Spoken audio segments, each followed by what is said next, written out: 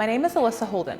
The title of my paper is Illicit Drug Representations of Youth in Canadian Print Media. This topic is important because how the media represents youth may affect how the public perceives youth, and therefore, how law and policymakers may respond to youth drug use and crime. To examine this issue, I created a random sample of 349 online print media articles.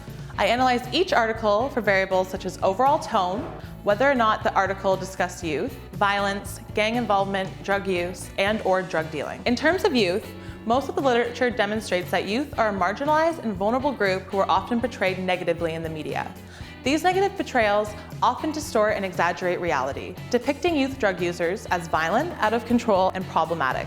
There were three significant symbolic frames demonstrated in this study. The first was a negative tone, which framed the majority of youth articles. Secondly, articles which discussed youth were more likely to be represented with drug use. Lastly, youth were less likely than non-youth to be represented with drug dealing, violence, and gang involvement. This was good news, as it may indicate that youth are being more realistically represented in the Canadian media, as most youth who use drugs are not involved in more serious crimes, such as gangs, violence, or drug dealing. My study demonstrates that although youth are portrayed more negatively than non-youth in the Canadian print media, representations of youth were less exaggerated and more in line with the reality of youth drug use.